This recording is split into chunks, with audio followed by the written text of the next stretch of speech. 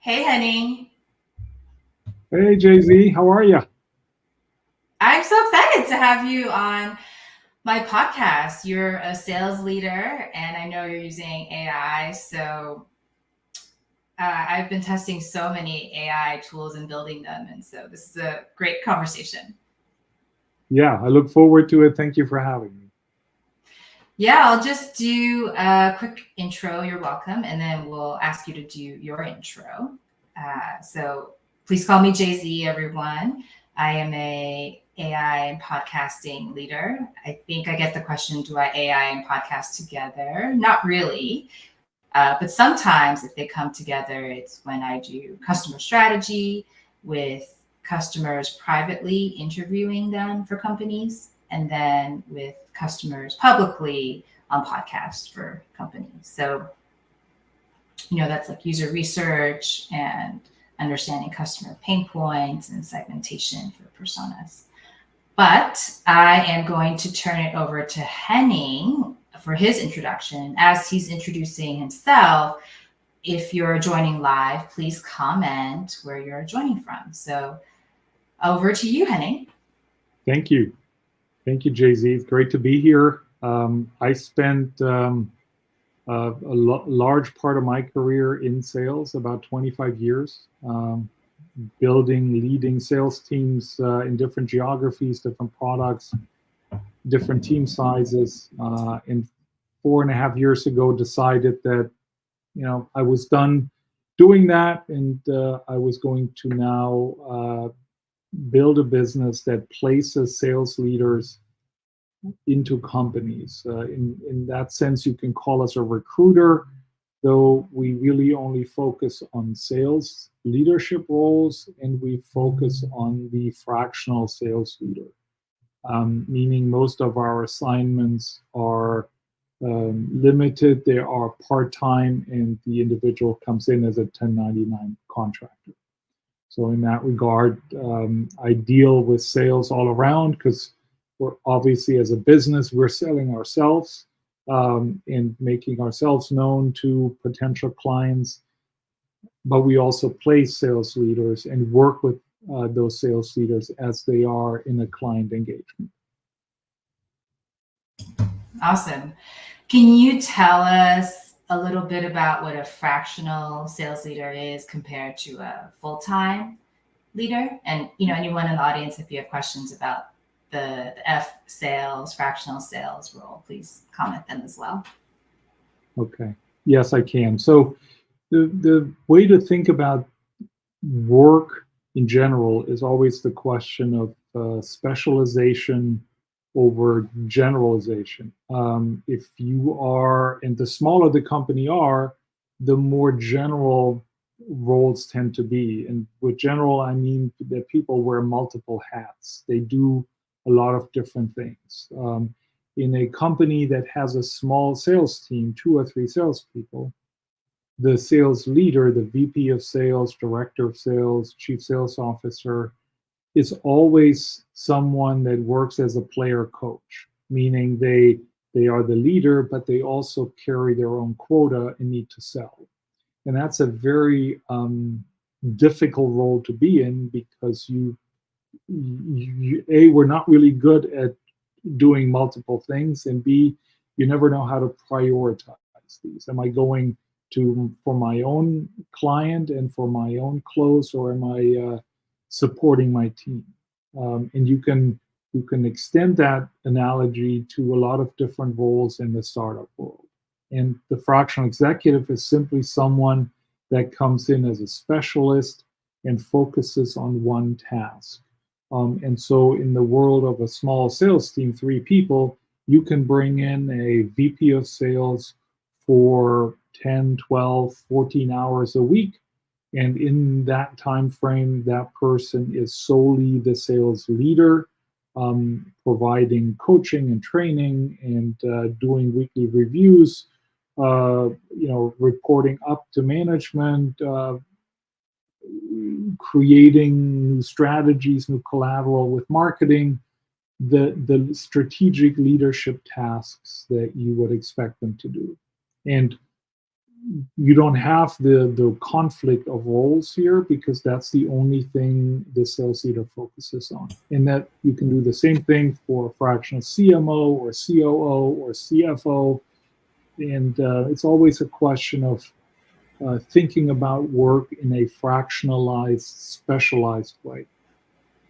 So instead of being the player coach, sales leader, or product leader, or tech leader, you're placing the coach as fractional. Yes, we're focused on the sales leader. That's who we're placing into companies.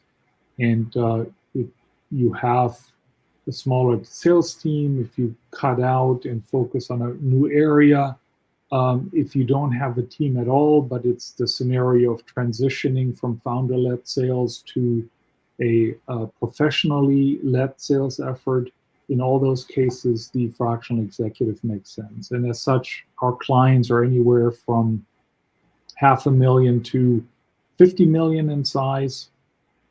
And when you think of a Fortune 2000 company, then that model wouldn't make sense, because they always are so big that a fractional function just doesn't make sense. If you have a sales team of 10 account executives or 20 business development reps, you need a full-time leader. That job can't be done part-time anymore. Awesome. Well, I know we have some audience members who are shy and not answering. Not going to ask publicly, but I'll ask a question that they're messaging me. So in a lot of companies, salespeople like abhor HubSpot and technology, even if they work in tech and they're selling SaaS products. So do salespeople like technology?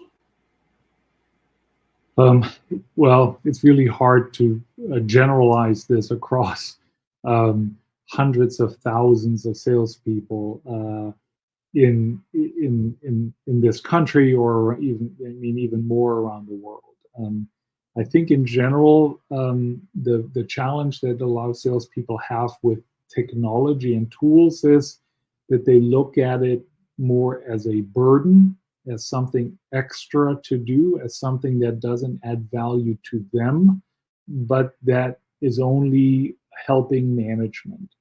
And that's, the classical reason why a lot of CRM implementations fail, because they don't keep the salesperson in mind. They're not designed along a process that supports a salesperson. They're designed top down as a reporting tool, so that management can follow every single step, every single visit, every single call, every single email that they send.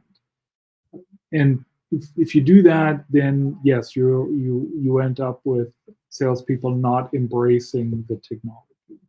And when it comes to AI, though, you can actually bridge a lot of gaps, because if it is implemented in a way to support management and provide reporting, you can assist with technology. Examples are, you check in at your client side using your phone. A simple click on the phone, on the screen, on the location, checks you in with the client. You don't have to actually manually log into your CRM and say, I'm here at this day at this time. There are also, and that isn't necessarily AI technology, but then you can also think about all the various things that salespeople do in a sales process that AI can support, like initial research, like keeping client databases updated. There are AI tools out there that can provide tremendous support to salespeople. And I think if you keep the salesperson in mind in their process, then no matter what the tool is, you will get adoption, and you will find salespeople being actually enthused about using tools like that, as opposed to just being adverse and trying to block change every step. Definitely hear you that we don't want to be watched. As a product leader, I have had my teams report on timelines and 5 different tools, and like I hate that, they hate that, but management needs to see that something is accelerated or delayed. So you're talking about sales tools for the IC and for the coach, maybe first, instead of just reporting to management. Yeah, a sales leader to me is part of the sales team, and they need to understand themselves and see themselves as part of the sales team. They need, in my opinion, they need to stand up for the sales team. They need to be a buffer between senior leadership in the company and a sales team, in order to make sure that you want to make sure that your team operates at maximum efficiency, at maximum performance. And a lot of things that happen in corporations, whether they're mid-size or large, is a lot of distraction. And as a sales leader, you need to protect your team from those distractions. Absolutely. That's the right ethos, right? That there's air cover. Yeah. In terms of these AI tools, I think you're talking about data enrichment. So is that, Zoom Info, Sales Intel, or do you have a favorite database? I don't have a favorite. And if I had, it would change every year because there are new tools coming out. And data enrichment is one of the many areas where you can use AI tools in sales. I mean, every CRM system is starving for data. Is populated with outdated information, and it's a Herculean effort in an organization to get it all updated. And most of it falls in the lap of a salesperson, when really you don't need to do that. The data is out there, and as a company subscribing to something like Zoom Info and then integrating that data and keeping it continually updated just makes perfect sense. Anytime there is this, I mean, you know this because you stand for AI. AI is meant to take over all the busy work, all the non-value added tasks that are happening in an organization. The across the board, a salesperson on average in the US only spends 30% of their time in front of and with clients. 70% is admin work, before, after the visit, work that comes down from management. And if you can just cut that in half, that doubles the time that a sales rep actually spends with a client. And then we haven't even accounted for the tools that can make the client interaction better. If you know beforehand, if you have beforehand more details about your client, because it's delivered up through an AI bot or an AI sequence that's being built through prompts that gives you the information as a salesperson as you walk in the door. And that beats all the manual work that you have to do. And the simplest tool like ChatGPT that isn't even specific to sales can do a phenomenal job in summarizing what clients do, what challenges they have, how they're being talked about in social media and in other places. So I mean that there's so much that can be done. I think the difficult piece is to stay on top of all the tools that exist.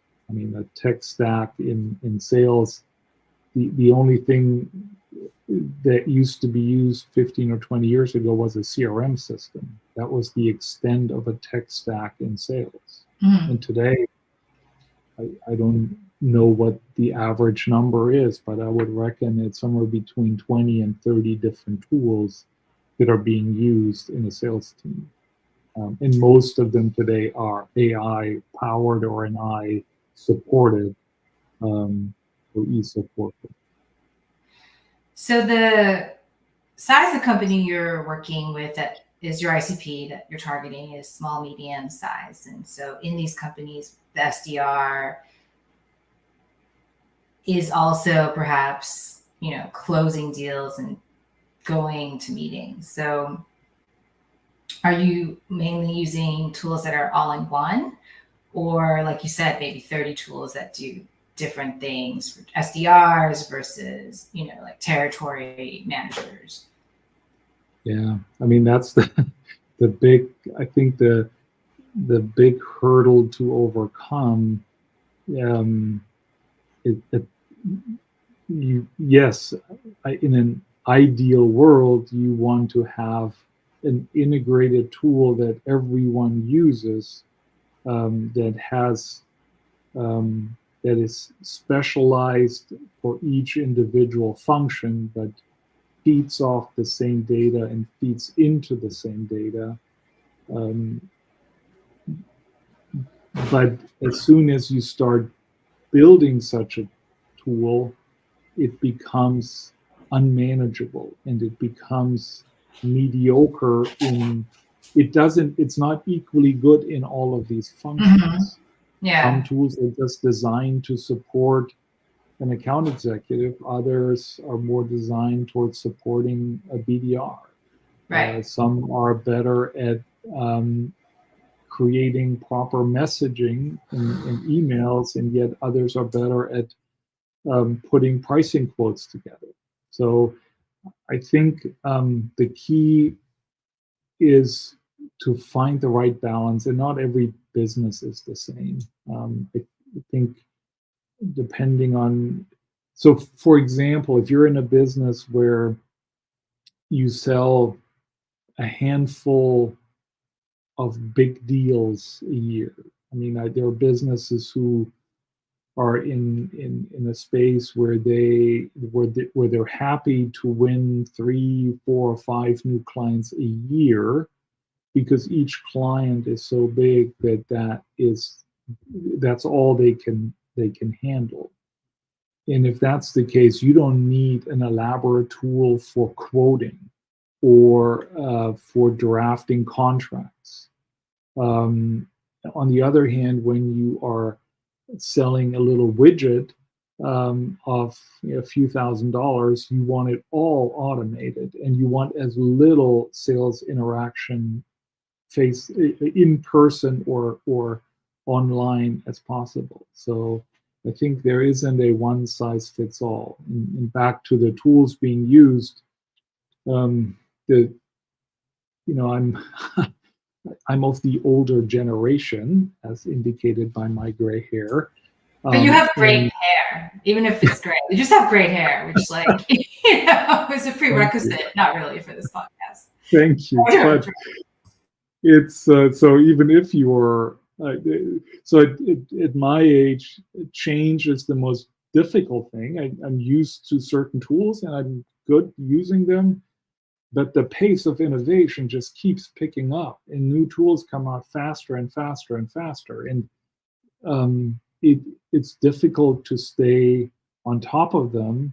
And when you run a sales team in a medium-sized company, let's say you have, I don't know, 10, 15 sales reps, some inside sales, a couple of BDRs, in total maybe 25 people on your sales team to support a $50-100 million business.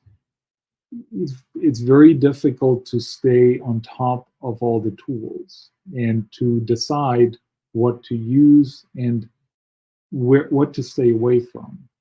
And I believe there is room for really good consultants to provide that input, similar to when you are an SEO consultant.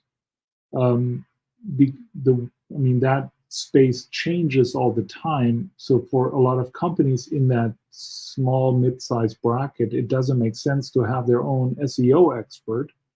But you bring somebody in from the outside whose job it is to stay on top of all the developments and bring that into the client. And I think on the sales side or technology side in general, you can do the same thing, where you maybe make it a once-a-year thing that you bring in a consultant, looking at the tools you're using, and then coming back with a plan to upgrade. And that means not that all tools change, but bring in a couple of new tools that are just frankly brand new or distinctively better than what was used before. Make sure they all integrate well together and support the process of the client. Yeah, so I love AI video for sales, right? But as I hear you talk about the size of an organization, it's totally true. So for my clients who want to send like 1,000 emails a day, like, and they're like, well, we heard you speak about, AI video. I'm like, no, for your, like your spam rate, like, because so many emails will bounce if you have a video or an image in them. If you're sending 1,000 emails a day, like, no way, like, would I let me build AI video into your workflow? But then if you're a smaller company, you send a couple of emails a day, the videos by you, even if it's by AI, you're not going to get spam blocked, right? So I think, like you're saying, consultant who knows about the size of your organization and all the changing regulations around emails and then all the AI that's out there, it's really important to have that expert knowledge before your email is blocked forever. So thank you for mentioning, the size and the scale and how it connects to the AI tools. I think I will ask you another question unless you had something to add to that. No, I think size is a key determining factor in general, how you structure sales, what does your process look like, and also what kind of tools make sense to use. It's for these sort of a mid-sized client like 20, 25 total sales team I was just referring to, that's very different than a 2 or 3 person sales team or 1,000-person sales corporation with 1,000 salespeople. So I think that's where it's difficult to sort of, with a broad brush, say everybody should do this. And there are other factors, of course, too. The industry is one. Who your clients are. Who are you selling to, and how tech savvy are your clients? Are we talking about a corporate buyer? Are we talking about an IT department?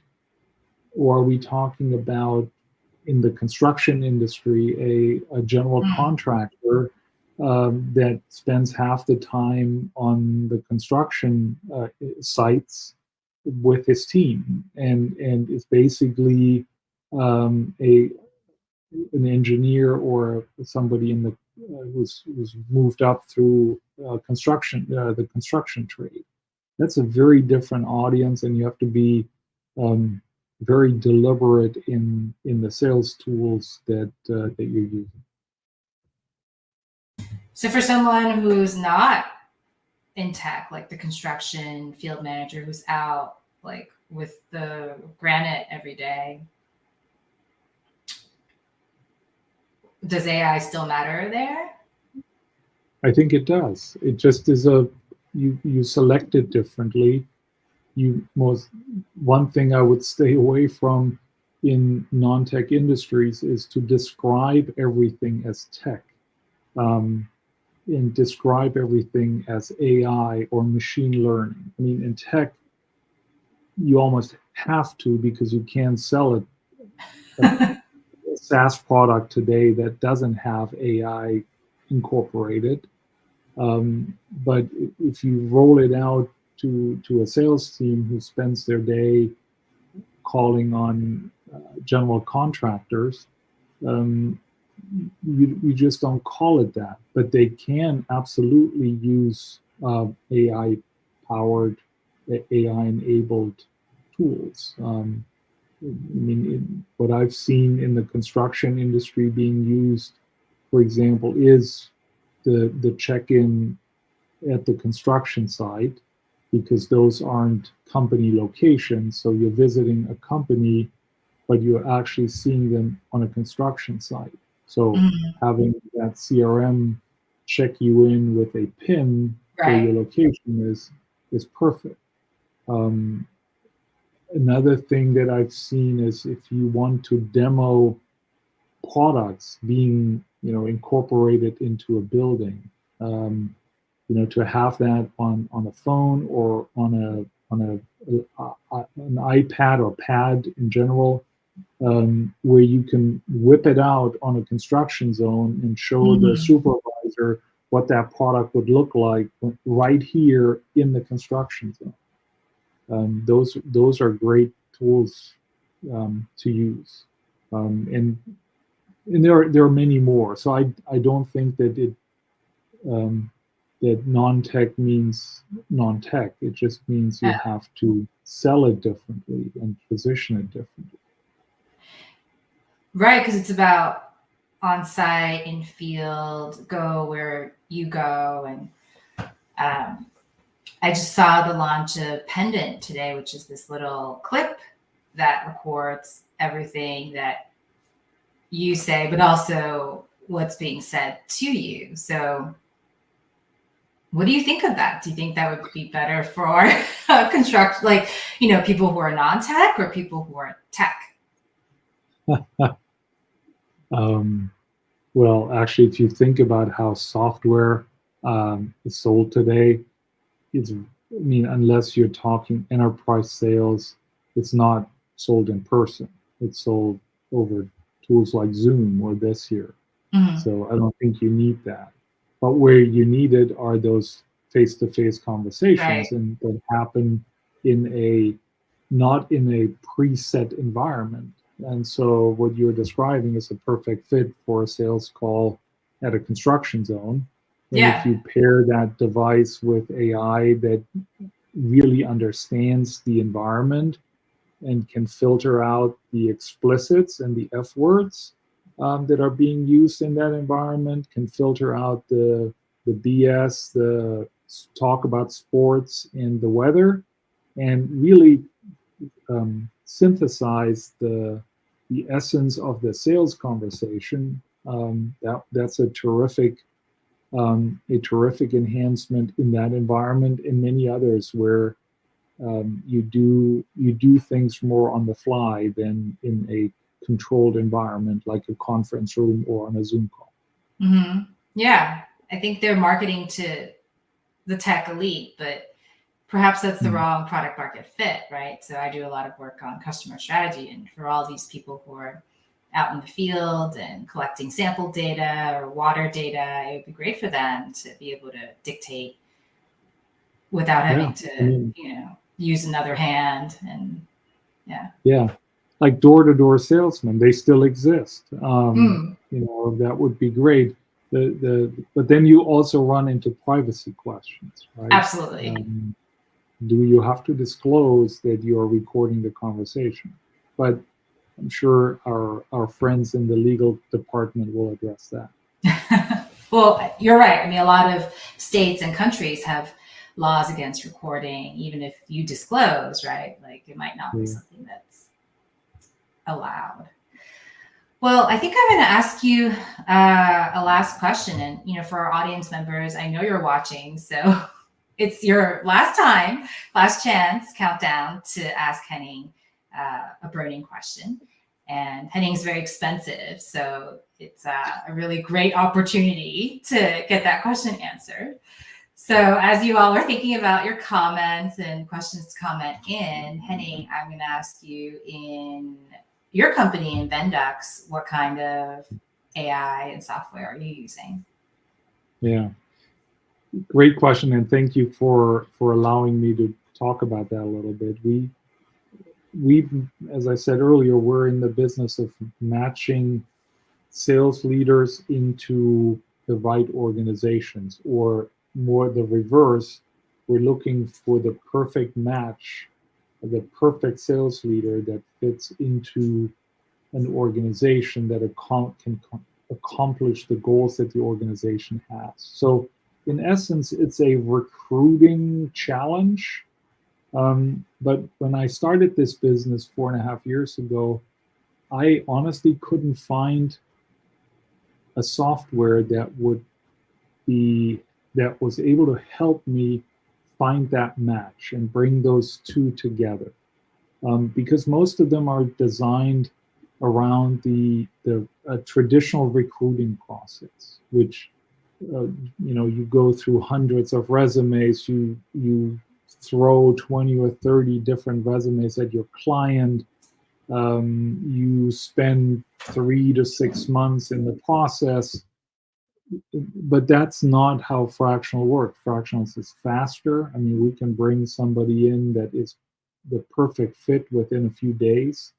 We operate off a pre-vetted roster of executives, and we focus on only this one role, the sales leader. And when I couldn't find software, I started building it myself.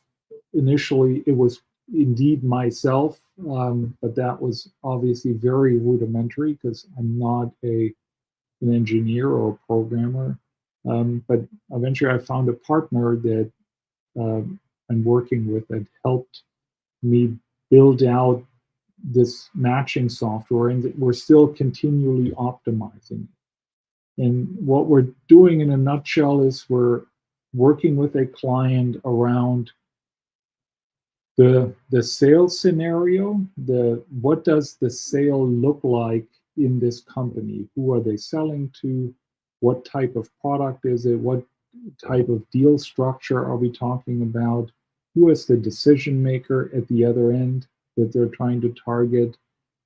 Because those specifics of the sales scenario are important. Whether you're selling SaaS into a CTO or into a CMO is a very different pitch. Whether you're going for a $20,000 annual license or for $1 million custom installation, very different process. So we want to find somebody that has executed the exact process before, that can truly look the founder or owner in the eye and can say, I've done this before.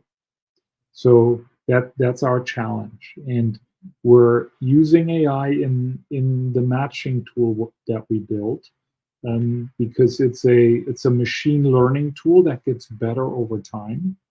And we're using it when we build executive profiles. Because in traditional recruiting, you go through, you get somebody's resume, and then maybe you have a conversation with them specific to the role. But we onboard executives in general onto our roster, and we have to have all the information there that ensures that they're fitted into the right role with the right client. And so we use AI powered tools to transcribe conversations that we're having, where we're using AI tools to create a synopsis of all the companies that they've worked for before, because to us, past experience is really important. A fractional executive isn't brought in because they display the capability to learn. This isn't where you bring somebody in as a sales rep, and what you're really looking for is it somebody you can promote over time. No, you bring a senior executive in who has done exactly what you as the business owner set out to accomplish. And then the matching software helps us to find the right person. And our goal from the very beginning was that, that every executive is part of every match. So when we have a new requirement that we're running, all currently 800 and some executives are part of that search. And my goal is I want to look at the top 3 on the list, which the results are both ranked and scored on an overall and an individual level. And individual means on at least 20 different criteria that are being pulled in from the client profile. And we started out when we built the software that we had to look at the first 10 or 15, and over time it's getting better. And 3 is our goal. I'd say we're at 5 right now on average. But we also have searches where that first top person, 1 out of 800, is the perfect fit and just the right person for the role. So it's a great process to go through, and I'm pretty proud of us and of the partner we have that helped us build this tool. I love hearing about such a niche data set, right? Because that's what AI is really missing, is the same topic like a million times. That's what AI really wants, is to be an expert at one thing. So I love that it's sales, but only sales leaders. I love that it's, a specific type of industry, not all industries. And that's where models really get to shine, because they get to be accurate instead of hallucinate like generalities. So that's great. Yeah. I learned the phrase small language model a while back.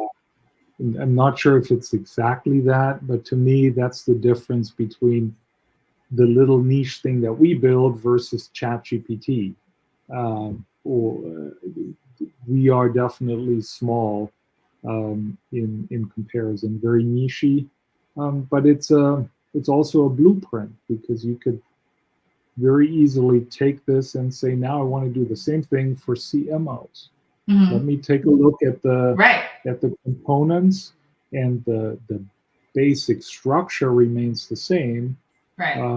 You enter a different data structure, and maybe you prioritize results, weigh results differently, but the foundation is the same. So I see us very easily being able to adopt the software to other fractional functions, and essentially you could also apply beyond fractional to just overall recruiting. So putting my marketing and growth hat on, do you ever plan to externalize the API, or do you see this as your secret, competitive advantage? No, eventually I do plan on licensing this out, and we've had conversations already with organizations, and I'm not shy to I wouldn't be shy to license it out. I mean, we're still improving it, and any partner would partake in that improvement, both from an input as well as a results perspective. The one thing we haven't done is we haven't built a pretty interface, right? That wasn't our focus. Our focus was on the quality of match. So with that in mind, when I demo it, it doesn't look pretty, which is one of the reasons why when we scheduled this call, I would rather not demo it, because it doesn't look appealing. It's more about the results. Eventually, we'll have to invest some money into an interface, into a GUI to make it look as good as the results look. So it's a GUI, it's not a chat interface. Correct. Okay. Yeah, but I think that's where the data is the competitive advantage, and then all the different UIs, they can be swapped out. But I think the small language models are the future. When you have something super powerful and niche, it often competes better than some all-in-one software, like you said in the beginning. Back to what you said already, it's hard to be great at everything. Yeah. Okay, well, I think that is bringing us to the end. So what is the next step? How can people get in touch with you? Well, I look forward to any follow-up questions or conversations. You can either find me on vendux.org, which is our website, but also when you go to LinkedIn, you type in Henning Schwinum. There's only me. There's only one with that crazy name showing up, just like there's only one JZ on LinkedIn. That's right. Well, Henning, that's such a branded and memorable name. Please, everyone, feel free to reach out to him with your questions. And my last plug is for the next podcast, I'll be having a futurist, Dr. Frederick Perft, who started Google's accelerator and is now doing scenario planning on how big companies can plan for AI and the next trends after AI. So everyone should be on the watch out for that. I think we'll do our pageant waves and say goodbye. Bye-bye. Thank you. Thank you so much, Henning. And you can stay on, but I'm going to end the live stream. Thanks, everyone.